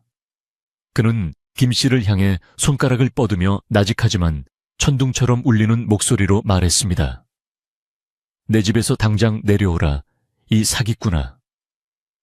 그 한마디는 단순한 호통이 아니라 오랫동안 숨겨왔던 진실을 밝히고 정의를 바로 쓰겠다는 선전포고와도 같았습니다. 이제 바보의 가면은 벗겨졌고 진짜 주인의 심판이 시작되려 하고 있었습니다. 덕구의 쩌렁쩌렁한 호통소리가 마당을 가득 메우자 마치 보이지 않는 파동이 공기를 흔드는 듯 사람들은 귀가 먹먹해짐을 느꼈습니다. 김씨는 얼굴이 하얗게 질려 입을 딱 벌린 채 아무 말도 하지 못하고 뻐끔거렸는데 방금 전까지만 해도 거들먹거리던 사기꾼의 기세는 온데간데 없이 사라지고 겁에 질린 쥐새끼 꼴이 되어 있었습니다.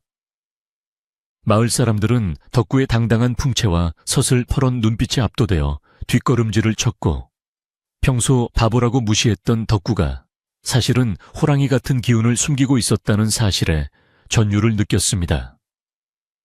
덕구는 마루에서 천천히 내려와 마당 한가운데로 걸어갔는데 그의 발걸음은 묵직하고도 절도가 있어 마치 사극에 나오는 장군의 행차를 보는 듯 했습니다. 정신을 차린 김씨는 이대로 물러설 수 없다는 생각에 악을 쓰며 발악하기 시작했는데 저놈이 귀신이 들려서 헛소리를 하는 것이라며 당장 멍석을 말아 내쫓아야 한다고 고래고래 소리를 질렀습니다. 그는 촌장과 마을 청년들에게 어서 저 미친놈을 잡으라고 삿대질을 했지만 덕구에게서 뿜어져 나오는 위압감 때문에 누구도 선뜻 나서지 못하고 서로 눈치만 볼 뿐이었습니다. 덕구는 그런 김씨를 가소롭다는 듯이 내려다보며 입꼬리를 살짝 올렸는데 그 미소는 서늘하면서도 여유가 넘쳐 김씨를 더욱 불안하게 만들었습니다. 덕구는 품속에서 어젯밤 챙겨둔 낡은 상자를 꺼내 들고 모두가 들을 수 있도록 또렷한 목소리로 말했습니다. 여러분, 이 자가 저를 도둑으로 몰고 우리 집을 빼앗으려 하는데 과연 누가 진짜 도둑인지 지금부터 밝혀드리겠습니다. 덕구의 말에 사람들의 시선이 상자로 집중되었고 덕구는 상자 뚜껑을 열어 누렇게 변색된 오래된 종이 뭉치를 꺼냈습니다. 그것은 덕군의 집안의 내력을 적은 족보와 관에서 발급한 진짜 집문서였는데 종이의 질이나 적힌 글씨의 필체가 김씨가 가지고 있던 조잡한 위조문서와는 차원이 달랐습니다. 덕군은 촌장 앞으로 다가가 문서를 펼쳐 보이며 그를 아시는 촌장님께서 직접 확인해 보시죠 하고 정중하게 권했습니다. 촌장은 떨리는 손으로 문서를 받아들고 돋보기를 고쳤으며 한자 한자 읽어 내려갔는데 읽을수록 그의 표정은 놀라움과 경이로움으로 변해갔습니다. 이건 정말로 대대로 내려오는 진본이 맞구먼. 게다가 이 집안이 예전에 난을 평정한 장군의 후손이라니 촌장의 감탄 섞인 외침에 마을 사람들은 웅성거리기 시작했고 덕구를 바라보는 눈빛이 존경심으로 바뀌기 시작했습니다. 김씨는 당황하여 그건 다 가짜라며 억지를 부렸지만 이미 대세는 기운 뒤였습니다. 덕구는 김씨에게 다가가 나직하게 말했습니다. 네가 훔친 물건이 창고에 있다고 했느냐? 그렇다면 지금 당장 확인해 보자꾸나. 김씨는 자신이 심어놓은 물건들이 창고에 있을 것이라 확신하고 있었기에 그래 좋다. 어디 한번 망신 좀 당해봐라 하며 콧방귀를 뀌고 앞장서서 창고 쪽으로 향했습니다. 마을 사람들이 우르르 창고 앞으로 몰려갔고 김씨는 자신만만하게 창고 문을 활짝 열어젖혔습니다. 자, 보십시오. 이놈이 훔친 물건들이 여기에.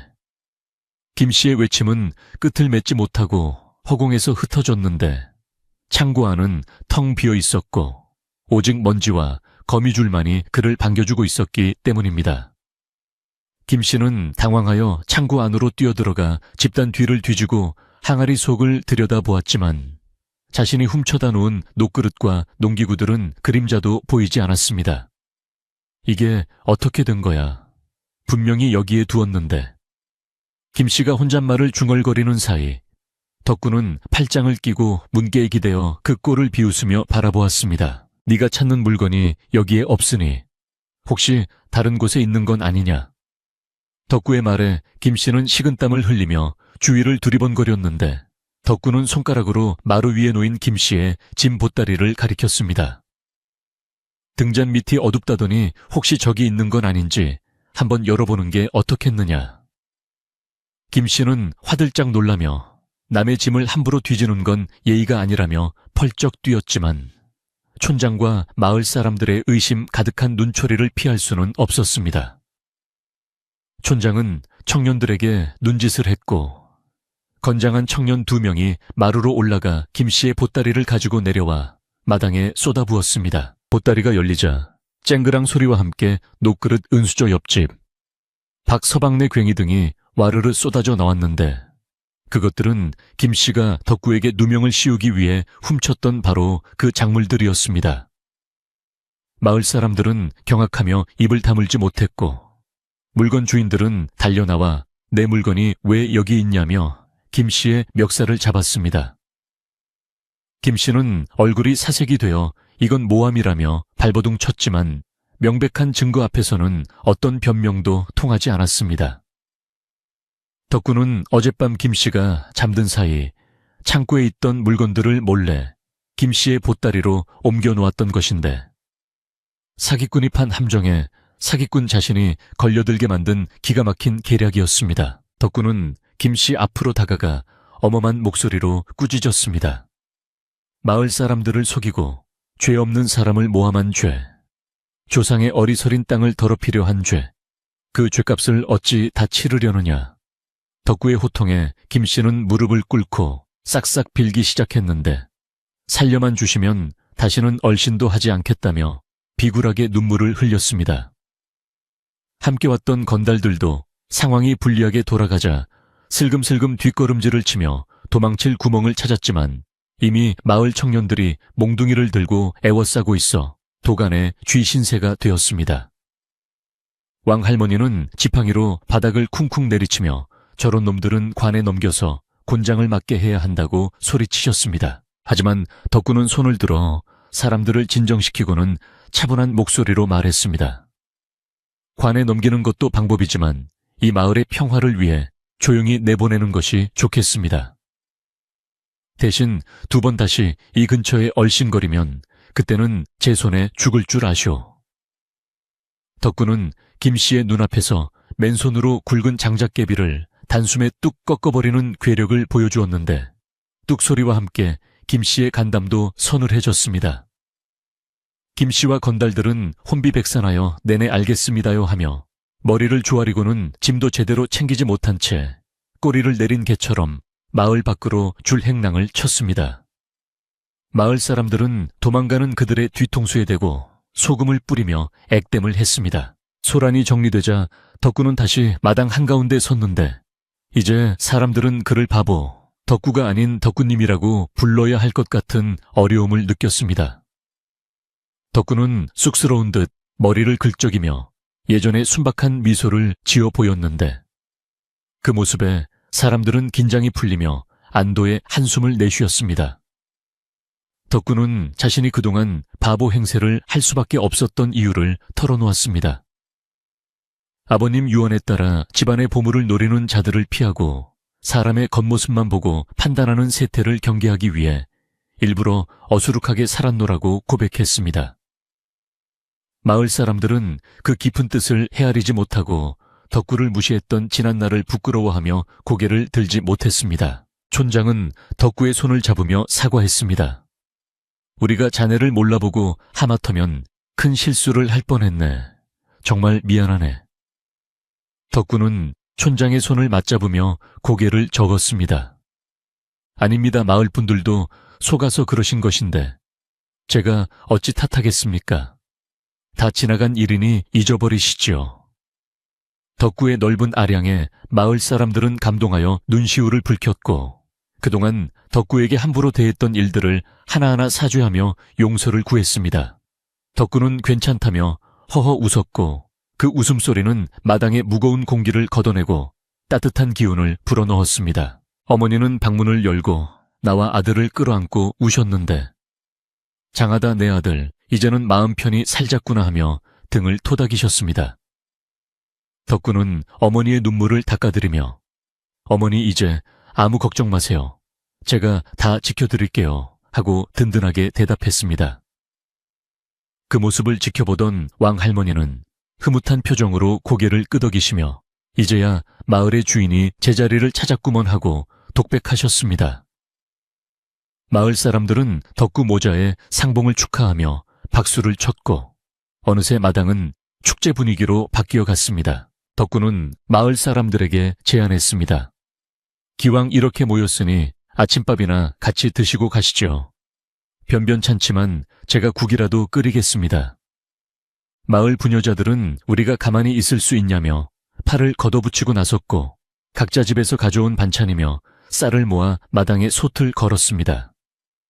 남자들은 부서진 울타리를 고치고 어지럽혀진 뒷뜰을 정리하며 덕구네 집 복구에 힘을 보탰습니다. 덕구는 장작을 패고 아궁이에 불을 지폈는데 타오르는 불꽃 위로 구수한 밥 냄새와 국 냄새가 피어오르자 마을 전체에 평화롭고 따스한 기운이 퍼져 나갔습니다. 오랜만에 덕구네 마당에는 웃음꽃이 피어났고 사람들은 둘러앉아 갓 지은 밥을 나누어 먹으며 이야기꽃을 피웠습니다. 덕구는 바보 연기를 하던 시절의 에피소드를 이야기하며 사람들을 웃겼고 마을 사람들은 덕구의 재치와 유머에 배를 잡고 넘어갔습니다. 김씨가 남기고 간 사탕이며 과자들도 아이들의 차지가 되어 아이들은 신이 나서 마당을 뛰어다녔습니다.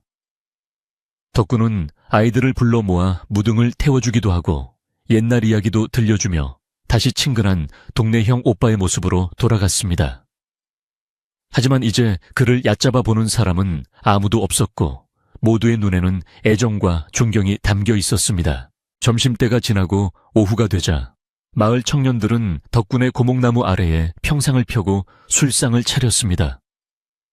덕구는 창고 깊숙이 보관해 두었던 가양주를 꺼내왔는데 뚜껑을 열자 향긋한 술 냄새가 코를 찔렀습니다. 덕구는 마을 어르신들에게 일일이 술을 따르며 건강을 기원했고 어르신들은 덕구의 술을 받으며 덕담을 건넸습니다. 자네가 우리 마을의 기둥이야. 앞으로도 잘 부탁하네. 덕구는 술잔을 비우며 쑥스러운 듯 미소 지었지만 그 눈빛만은 흔들림 없이 맑고 깊었습니다.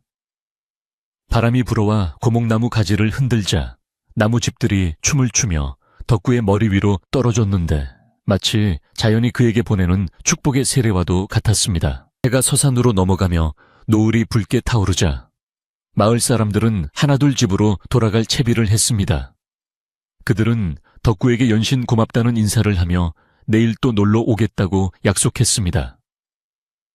텅 빈 마당에는 다시 고요가 찾아왔지만 예전에 쓸쓸하고 적막한 고요가 아닌 충만하고 따뜻한 고요였습니다.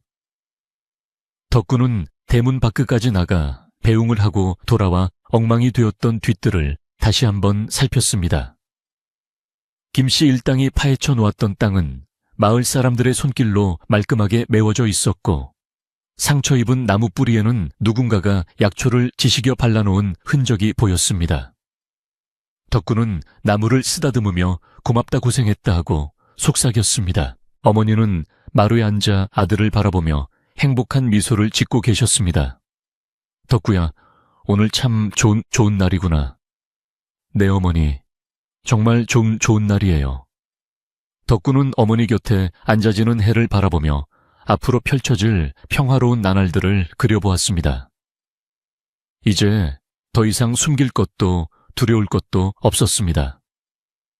그는 이 집과 나무 그리고 어머니를 지키는 든든한 가장으로서, 그리고 마을의 믿음직한 이웃으로서 당당하게 살아갈 것입니다.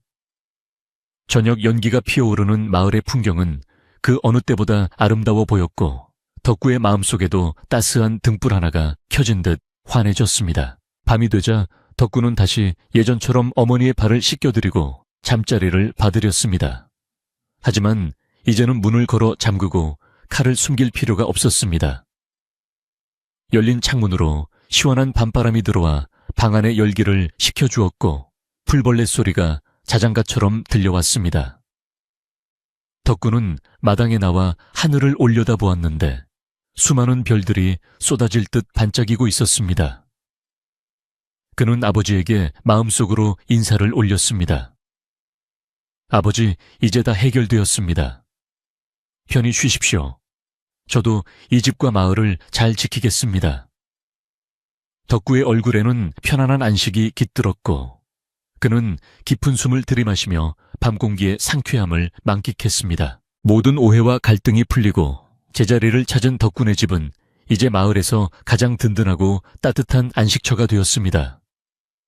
사람들은 더 이상 덕구를 바보라고 부르지 않았고, 어려운 일이 생기면 가장 먼저 덕구를 찾아와 상의하게 되었습니다.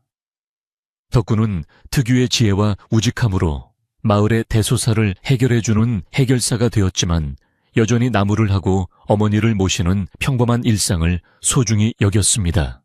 비 온 뒤에 땅이 굳어진다는 말처럼 시련을 겪은 뒤 덕구와 마을 사람들의 유대는 더욱 단단해졌고, 그 중심에는 언제나 변함없이 그 자리를 지키는 고목나무와 덕구가 있었습니다. 이제 이야기는 마지막 평온한 밤을 향해 흘러가고 있습니다. 소동이 지나간 후 마을에는 다시금 평화로운 일상이 찾아왔는데, 이번에 찾아온 평화는 예전에 불안하고 서먹했던 침묵과는 달리 마치 비 온 뒤에 굳어진 땅처럼 단단하고 따스한 기운이 감도는 것이었습니다. 김씨가 남기고 간 흉흉한 소문들은 아침 햇살에 녹아내리는 서리처럼 흔적도 없이 사라졌고, 그 자리에는 덕구에 대한 미안함과 고마움이 싹터 마을 사람들의 마음을 훈훈하게 채웠습니다. 덕구는 여전히 지게를 지고 산을 오르내렸지만, 이제 그의 등 뒤로 쏟아지는 시선은 비웃음이나 조롱이 아닌 존경과 친근함이 가득 담긴 따뜻한 눈길이었습니다. 마을 사람들은 덕구가 지나갈 때마다 하던 일을 멈추고 허리를 펴며 덕구 총각, 오늘도 수고가 많네 하고 정겨운 인사를 건넸고, 덕구 역시 더 이상 바보 같은 표정을 지을 필요 없이 맑고 환한 미소로 화답하며 마을의 정을 나누었습니다. 계절은 어느덧 늦가을을 지나 초겨울의 문턱으로 들어서고 있었는데, 산골 마을의 겨울 준비는 여느 때보다 활기차고 분주하게 이루어졌습니다. 예전 같으면 덕구 혼자서 끙끙거리며 집을 보수하고 월동 준비를 했을 테지만, 이제는 사정이 완전히 달라져 마을 사람들이 제1처럼 팔을 걷어붙이고 덕군의 집으로 몰려왔습니다.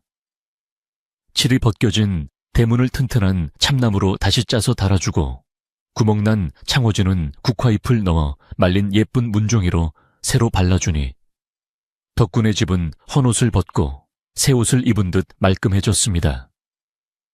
지붕 위는 날에는 마을 장정들이 모두 지붕 위로 올라가 썩은 짚을 걷어내고 황금빛 새 짚을 엮어 얹었는데, 그 모습이 마치 거대한 황금색 모자를 씌우는 것 같아 보는 이들의 마음까지 넉넉하게 만들었습니다. 덕구는 사람들의 도움을 받기만 하는 것이 미안하여 산에서 해온 굵은 참나무 장작을 집집마다 나누어 주었는데, 덕구가 파해놓은 장작은 결이 바르고 단단하여 불이 잘 붙고 오래 타기로 소문이 자자했습니다.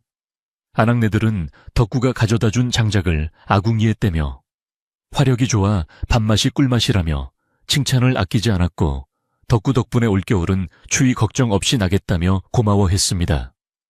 덕구는 마을 어르신들의 잔심부름을 도맡아 하며 힘쓰는 일이라면 마다하지 않고 달려갔는데, 무거운 쌀가마니를 번쩍 들어 옮기거나 고장난 농기구를 뚝딱 고쳐내는 그의 솜씨에 사람들은 혀를 내두르며 감탄했습니다. 예전에는 그저 힘센 바보인 줄로만 알았던 그의 행동들이 사실은 깊은 배려와 남다른 재주에서 나온 것임을 깨닫게 된 것입니다. 어느 날 오후 덕구는 뒤뜰에 있는 고목나무 아래에 서서 나무를 올려다보았는데 김씨 일당에게 상처 입었던 나무 뿌리는 덕구의 정성어린 치료 덕분에 새살이 돋아나고 있었습니다. 덕구는 거친 손으로 나무 껍질을 쓰다듬으며 이제 다 나았으니 걱정 말라고 나무에게 말을 건넸고 나무는 가지를 흔들며 잎사귀를 떨구어 덕구의 어깨를 토닥여 주었습니다. 마을 사람들도 이제는 이 나무를 요물이라 부르지 않고 마을을 지켜주는 수호신목으로 여기며 신성시하게 되었는데 오가며 돌 하나를 얹어 소원을 빌거나 나무 아래에서 잠시 쉬어가며 마음의 평안을 얻곤 했습니다.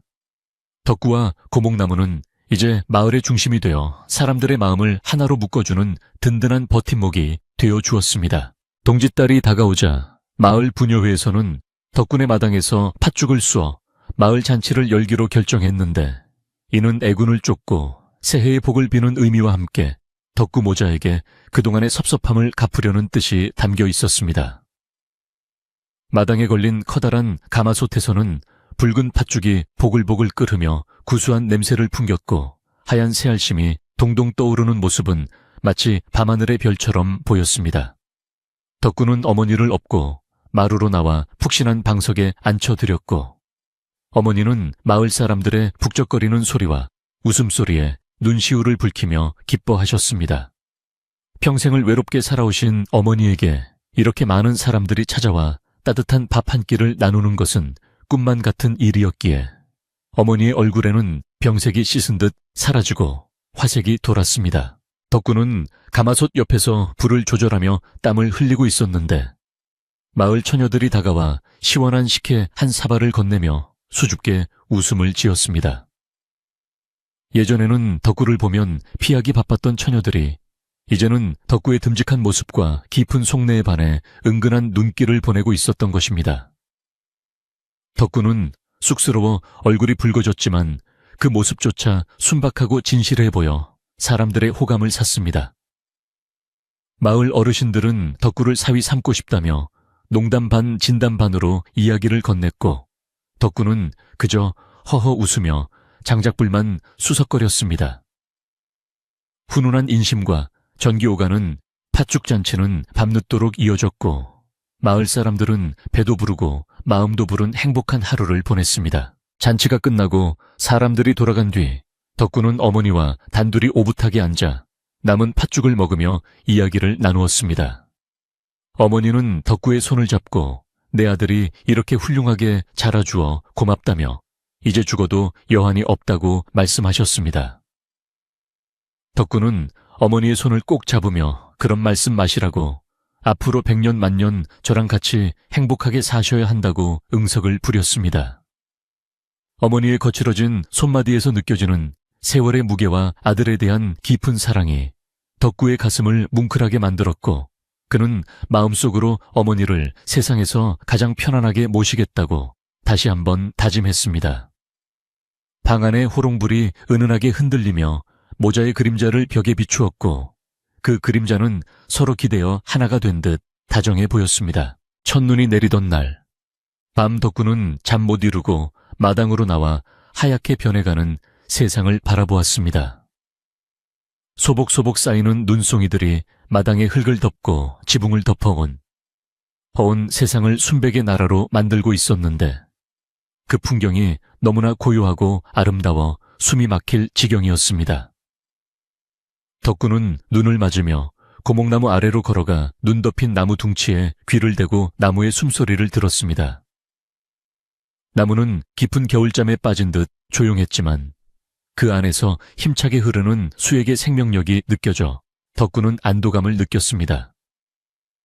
그는 나무에게 올겨울도 무사히 잘 보내자고 속삭이며 눈 위에 자신의 발자국을 꾹꾹 눌러 남겼습니다. 마을의 겨울밤은 길고도 깊었는데 덕군의 사랑방에서는 글 읽는 소리가 낭낭하게 흘러나와 지나가는 사람들의 발길을 멈추게 했습니다. 덕군은 낮에는 일을 하고 밤에는 아버지의 유품인 책들을 읽으며 못다한 공부를 시작했는데 그의 명석한 두뇌는 스펀지처럼 지식을 빨아들였습니다. 마을 아이들도 저녁이 되면 덕군의 사랑방으로 모여들어 덕구에게 글을 배우거나 옛날 이야기를 들었는데, 덕구는 아이들에게 훌륭한 선생님이자 재미있는 이야기꾼이 되어주었습니다. 아이들의 초롱초롱한 눈망울을 보며 덕구는 자신이 지켜야 할 것이 집과 나무뿐만 아니라 이 아이들의 미래와 마을의 정신임을 깨달았습니다. 어느 날 이웃 마을에서 소를 잃어버린 농부가 덕구를 찾아와 도움을 청했는데, 덕구는 주저없이 나서서 산속을 뒤져 소를 찾아주었습니다. 소는 험한 골짜기 덩굴에 갇혀 오도 가도 못하고 있었는데, 덕구는 위험을 무릅쓰고 내려가 덩굴을 걷어내고 소를 구출해냈습니다. 농부는 눈물을 흘리며 살해를 하려 했지만 덕구는 이웃끼리 돕고 사는 것이 당연한 이치라며 정중히 거절했습니다. 이 소문이 퍼지자 덕구의 명성은 더욱 높아져 인근 마을에서도 어려운 일이 생기면 덕구를 찾아와 지혜를 구하거나 도움을 요청하곤 했습니다. 덕구는 바보나무꾼에서 산골 마을의 현자로 거듭나고 있었지만 그는 결코 자만하지 않고 언제나 겸손한 자세를 잃지 않았습니다. 설날 아침 덕구는 깨끗한 설빔을 차려입고 어머니께 세배를 올렸습니다. 어머니는 아들의 절을 받으며 덕담을 해주시고 품속에서 쌈지돈을 꺼내주시며 복주머니에 넣어주셨습니다. 비록 큰 돈은 아니었지만 어머니의 정성이 담긴 그 돈은 덕구에게 세상 무엇보다 귀한 보물이었습니다. 덕구는 어머니가 끓여주신 떡국을 맛있게 먹으며 올 한 해도 어머니의 건강과 마을의 평안을 기원했습니다. 대문 밖에서는 아이들이 연을 날리며 뛰어노는 소리가 들려왔고, 덕구는 밖으로 나가 아이들과 함께 연주를 잡고 하늘 높이 연을 날려보냈습니다. 연은 파란 하늘을 자유롭게 유영하며 덕구의 꿈과 희망을 싣고 멀리 날아갔습니다. 덕구는 이제 더 이상 과거의 아픈 기억에 얽매이지 않고 현재의 행복을 만끽하며 미래를 향해 나아가고 있었습니다. 그는 틈틈이 집안 대대로 내려오는 무예를 연마하여 몸과 마음을 단련했는데, 이는 단순히 싸움을 잘하기 위함이 아니라 자신을 다스리고 약자를 보호하기 위함이었습니다. 달밤에 마당에서 검을 휘두르는 덕구의 모습은 춤을 추듯 유려하고 아름다웠으며, 그 검 끝에서 뿜어져 나오는 기운은 서늘하면서도 올곧았습니다. 어머니는 창문 틈으로 아들의 수련하는 모습을 지켜보며 남편의 젊은 시절을 떠올리고 흐뭇한 미소를 지으셨습니다. 겨울이 가고 다시 봄이 찾아오자 덕군의 뒤뜰의 고목나무에는 연두색 새순이 돋아나고 가지마다 생기가 넘쳐 흘렀습니다. 마을 전체가 봄 기운으로 가득 차고 꽃들이 만발하자 덕구의 마음에도 봄이 찾아왔습니다. 그는 밭을 갈고 씨앗을 뿌리며 풍년 농사를 기원했고 땀 흘려 일하는 기쁨을 온몸으로 느꼈습니다. 흙냄새와 풀냄새가 어우러진 봄바람이 불어오면 덕구는 잠시 일손을 놓고 허리를 펴며 산천을 둘러보았는데, 평화롭고 아름다운 고향 마을의 풍경이 그의 가슴을 벅차게 만들었습니다. 어느 날 저녁 마을 촌장이 덕구를 찾아와 조심스럽게 말을 꺼냈습니다. 덕구야, 자네가 우리 마을의 촌장 일을 맡아주면 어떻겠나? 내 이제 나이도 많고 힘에 부쳐서 자네같이 덕망 있고 지혜로운 사람이 마을을 이끌어 주었으면 좋겠네. 덕구는 깜짝 놀라 손사래를 쳤습니다. 촌장님, 저는 아직 젊고 부족한 점이 많습니다. 어찌 감히 그런 중책을 맡겠습니까? 하지만 촌장은 마을 사람들의 뜻이 모두 그러하다며 간곡히 부탁했고, 덕구는 깊은 고민 끝에 마을을 위해 봉사하겠다는 마음으로 촌장의 제안을 받아들이기로 했습니다. 마을 사람들은 덕구가 차기 촌장이 된다는 소식에 환호하며 기뻐했고, 덕구는 무거운 책임감을 느끼면서도 가슴 한구석이 뜨거워짐을 느꼈습니다. 덕구가 촌장 이 일을 맡게 되자 마을에는 새로운 변화의 바람이 불었습니다. 그는 마을의 낡은 길을 보수하고 공동 우물을 정비하여 생활 환경을 개선했고, 마을 회관을 개방하여 누구나 와서 쉬고 배울 수 있는 공간으로 만들었습니다. 또한 마을의 특산물인 산나물과 약초를 공동으로 채취하여 장에 내다 팔아 마을의 수입을 늘리는 등 마을 사람들의 살림살이를 넉넉하게 만드는 데에도 힘을 쏟았습니다. 덕구의 헌신적인 노력 덕분에 마을은 날로 번창하고 살기 좋은 곳으로 변해갔으며 사람들의 얼굴에는 웃음이 끊이지 않았습니다. 세월이 흘러 덕구는 중년의 나이가 되었고 가정을 꾸려 토끼 같은 자식들을 낳아 기르며 행복한 나날을 보냈습니다. 그의 어머니는 천수를 누리시고 편안하게 눈을 감으셨는데 덕구는 어머니를 고목나무가 내려다 보이는 양지 바른 곳에 모시고 자주 찾아가 문안을 드렸습니다. 덕구의 아내와 아이들도 덕구를 닮아 심성이 착하고 바르게 자라주었고 덕구네 집은 언제나 화목하고 따뜻한 기운이 넘쳐 흘렀습니다. 김씨 사건은 이제 전설 같은 옛날 이야기가 되어 아이들의 입에서 입으로 전해졌고 덕구는 마을에 살아있는 전설이자 존경받는 어른으로 자리 잡았습니다. 어느 맑은 가을, 날 백발이 성성한 덕구는 고목나무 아래 평상에 앉아 손자에게 옛날 이야기를 들려주고 있었습니다. 할아버지가 옛날에 바보 흉내를 냈었다고요. 에이, 거짓말 마세요. 우리 할아버지가 얼마나 똑똑하신데. 손자의 말에 덕구는 껄껄 웃으며 손자의 머리를 쓰다듬어 주었습니다. 그래, 세상에는 보이는 게 다가 아니란다. 진정한 지혜는 마음속에 숨겨져 있는 법이지.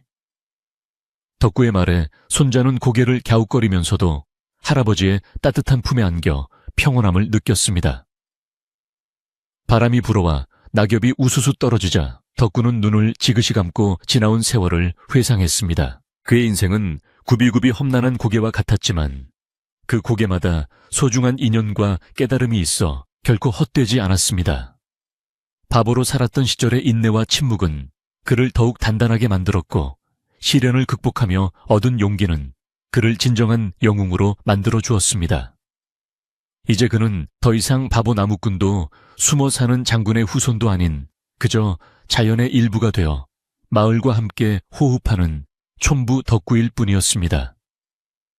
하지만 그 평범함 속에 깃든 비범함과 깊이는 그 누구도 흉내낼 수 없는 그만의 향기였습니다. 밤이 깊어지자 덕구는 손자를 안고 방으로 들어갔습니다. 따뜻한 아랫목에 이불을 펴고 누우니 등허리가 노곤하게 풀리며 기분 좋은 졸음이 밀려왔습니다. 창호지 문 밖에서는 귀뚜라미가 맑은 소리로 울어대고 달빛은 문사를 통과해 방 안을 은은하게 비추었습니다. 덕구는 잠든 손자의 얼굴을 바라보며 나지막이 중얼거렸습니다. 오늘도 참 좋은 하루였구나. 내일도 평화로운 하루가 되겠지. 그의 목소리에는 깊은 만족감과 감사함이 배어 있었고 그 소리는 밤 공기에 녹아들어 듣는 이의 마음까지 편안하게 어루만져 주었습니다. 이제 이야기는 끝이 났습니다. 바보 나무꾼 덕구의 파란만장했던 모험과 그가 지켜낸 소중한 가치들은 이 밤 당신의 꿈속에서 아름다운 풍경으로 되살아날 것입니다. 겉모습에 현혹되지 않고 진실된 마음을 볼 줄 아는 지혜와 소중한 것을 지키기 위해 용기를 내는 덕구의 마음이 당신의 잠자리를 따뜻하게 지켜주기를 바랍니다. 산골마을의 고요한 밤바람 소리와 따닥따닥 타오르는 아궁이의 장작불 소리를 자장가 삼아 부디 편안하고 깊은 잠에 드시기를 기원합니다. 안녕히 주무세요. 좋은 꿈 꾸세요.